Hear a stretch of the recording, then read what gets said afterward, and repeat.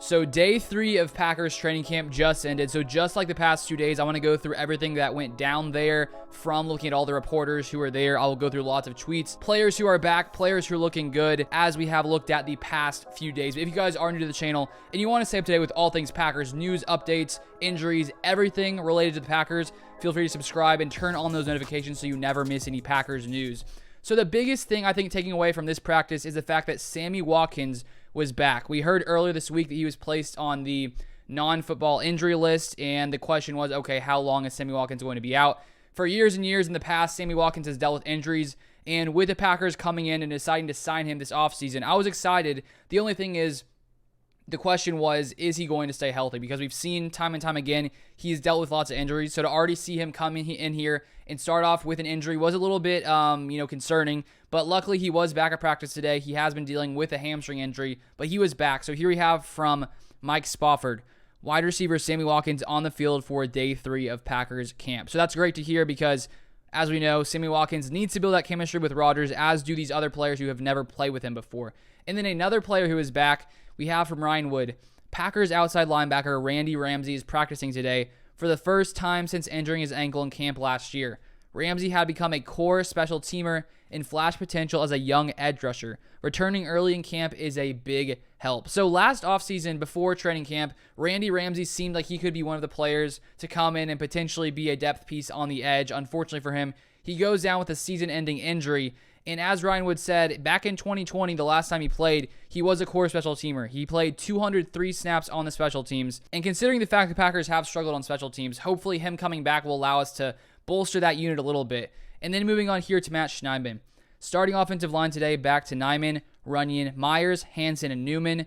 Colvin Lanning comes in for Newman at right tackle, with the other 4 still out there and Rodgers under center. So with Bakhtiari still dealing with an injury, with Elgton Jenkins still out, there are a little bit of question marks on this offensive line. Who's going to start where? I think a few of the positions are locked up when it comes to left guard. Runyon's been there every time. Josh Myers has been there at center. Jake Hansen did play at right guard on, I think it was Tuesday or Wednesday, Wednesday, the first day of training camp, and he was back out there today, and then Royce Newman placed at right tackle. So maybe the Packers think that they can use Newman at tackle this year, whereas last year he played lots of guard. Maybe they want to kick him out there to tackle. They're mixing with lots of things, and Matt LaFleur has said they're going to try lots of different combinations, and so expect to see this continue, and we'll see by the end of training camp who is able to come in here and start. And hopefully, by the time the season starts, Bakhtiari will be back because that will obviously be very helpful for this offensive line. And then moving on here to Andy Herman.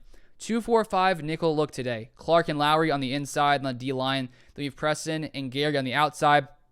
At inside linebacker, Devondre Campbell and Quay Walker. At corner, the best cornerback duo or trio in the NFL, Rasul Douglas, Jair Alexander, and Eric Stokes. And then we have at safety, Darnell Savage and Adrian Amos. So that is a pretty scary looking defense. It looks like Wyatt wasn't on there for that look at least. But I expect by the time the season gets around for Wyatt to see some more looks. But this defense is looking pretty scary on paper, and I think we're going to look scary in reality as well. So we will see, and I'm so excited to watch this defense this year. And then here we have from Andy Herman, Ladarius Hamilton and Tipa getting reps with the ones as well. I'm not sold that Hamilton isn't the Packers' third best edge. He's got a chance. So outside of Rashawn Gary and Preston Smith, there are lots of uncertainties at edge rusher. There's been talk of should the Packers add another edge rusher, which I think could make sense, maybe adding some kind of veteran edge rusher.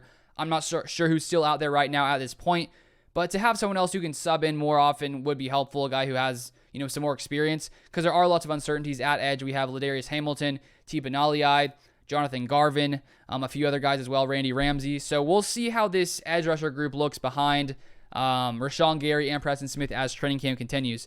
And then here we have again from Andy Herman, full group of offensive players practicing with the ones. Rodgers, Jones, and Dillon. At wide receiver, Lazard, Cobb, Watkins, Dobbs, and Winfrey. At tight end, Tyler Davis, Mercedes Lewis, Josiah DeGuara. And then O-line, we have Yosh at left tackle, John Runyon at left guard, Josh Myers center, Jake Hansen at right guard, and then I guess Newman / Colvin Lanning at tackle. Some kind of mix in there because that's all the offensive players. But right now, when it comes to the wide receivers, we are still currently without Christian Watson, dealing with his knee injury where he had a surgery on that, which I talked about in a video yesterday. If you do not have a chance to see it, I broke it down in some more depth as to what's happening there. Malik Taylor still dealing with an injury as well. And Amari Rodgers does not look to be at least one of the guys with the ones, according to Andy Herman here. I'm not exactly sure what he was doing there. So with Lazard, Cobb, Watkins, Dobbs, and Winfrey, not a bad group. Winfrey has shown in the past that he seems like a solid player. He's unfortunately dealt with lots of injuries, which has held him back a little bit. And as we know, if you've watched my 2 past update videos about Romeo Dobbs, just how good he's looked at training camp, which is very, very exciting. I'm pumped to see what he can do. And this is even without Christian Watson. So even though there are uncertainties at wide receivers, some of these guys are stepping up, which I think is, really good. And I think the Packers' offense is going to be completely fine this year. Then here we have some special teams information, which last year, all of us Packers fans know, the special teams struggled. We struggled mightily, especially in the game versus the 49ers. Of course, we brought in Rich Bisaccia this offseason from the Raiders, who is seen as probably one of the better special teams coaches in the NFL. The Packers knew, okay, we can't keep having the special teams be as bad as they've been. And so I really think it seems from everything I'm hearing from Matt LaFleur, from these players, that this special teams has some new energy to it. So here we have from Wes Hodquist, Dallin Levitt already in as a blocker on number 1 kick return. Rico Gafford took first return, then Amari Rodgers. And Dallin Levitt was recently added to the Packers team.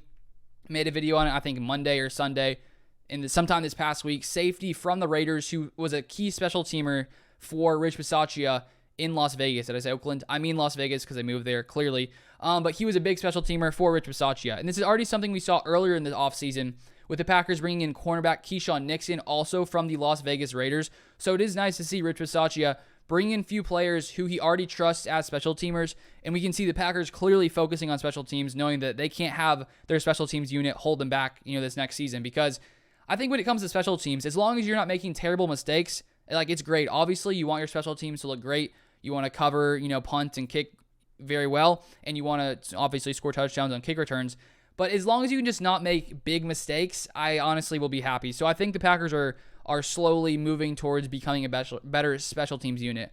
Obviously, we'll have to wait and see if they can do it in the season, but it looks like it's trending in the right direction. For Matt Schneiden, Rico Gafford, Romeo Dobbs, Amari Rodgers, Danny Davis, and Aaron Jones taking reps as kick returners today. And then from Wes Hodquist, Keyshawn Nixon helping line up the kickoff return unit. A lot of knowledge there of Bisaccia's unit. So Rico Gafford is a player who has moved from wide receiver back to cornerback where he used to play in college, but he's a very speedy guy, so the Packers seem to be using him out there returning. Romeo Dobbs was a special teams returner in college, and then Amari Rodgers, he was used there a lot last year, and then Danny Davis from Wisconsin, undrafted player, also getting kicks, and Aaron Jones, which I would assume Jones back there would be, very productive considering just how good of a runner and how explosive he is.